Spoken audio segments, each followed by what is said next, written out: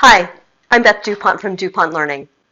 Imagine a situation where a club member has had too much to drink and makes an inappropriate sexual comment and/or gesture to a club employee. Imagine employees, supervisors, board members, or other club members witness the incident and do nothing about it. They see it, but don't intervene.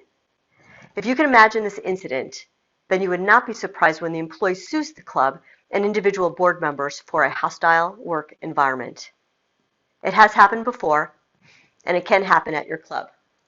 The legal threshold is whether the club, board members, or supervisory staff knew or reasonably should have known the offensive behavior was occurring and failed to take appropriate corrective action. Clubs and their boards who tolerate this kind of behavior are in a dangerous position. It's a big deal. This is a serious business issue with significant financial consequences, both for individuals and for organizations.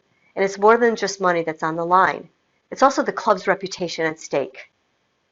And the big deal is that if you have one victim, you may as well have more. The big deal is that you, as a board member or manager, can be held personally liable for a sexual harassment case and can be required to pay damages. So while this is a subject people tend to joke about, it's no joke if you've got a problem and you don't deal with it quickly and correctly. As a reminder, sexual harassment is harassment based on a victim's gender. They are harassed because of the sex they are.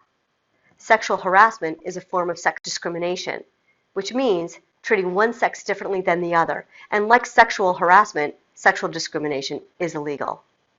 Applicable state and federal law defines sexual harassment as unwanted sexual advances, requests for sexual favors, or visual, verbal, or physical conduct of a sexual nature when submission to the conduct is made a term or condition of employment, or submission to or rejection of the conduct is used as basis for employment decisions affecting the individual, or the conduct has the purpose or effect of unreasonably interfering with the employee's work performance or creating an intimidating, hostile, or offensive working environment. It is unlawful for males to sexually harass females or other males, and for females to sexually harass males or other females. Sexual harassment on the job is unlawful, whether it involves coworker harassment, harassment by a supervisor, or harassment by guests, visitors, vendors, or other persons doing business with the club. The best defense for your club is to have a formal harassment policy and regular training to help employees, supervisors, and board members recognize harassment and prepare to handle situations quickly and effectively. It's your job to raise awareness about behavior that is inappropriate at the club. The policy should be documented in writing and included in the membership bylaws, as well as in the employee handbook. Once the policy is in place, it has to be consistently communicated and enforced, including following protocol for handling harassment complaints. Note that when a club is sued, it needs to be able to document that the club had a written policy, harassment prevention training, and a complaint handling protocol in place, and be able to prove that this policy is well communicated and understood by all employees and board members and strictly enforced. This is called affirmative defense. Remember, it's everyone's responsibility to ensure staff safety.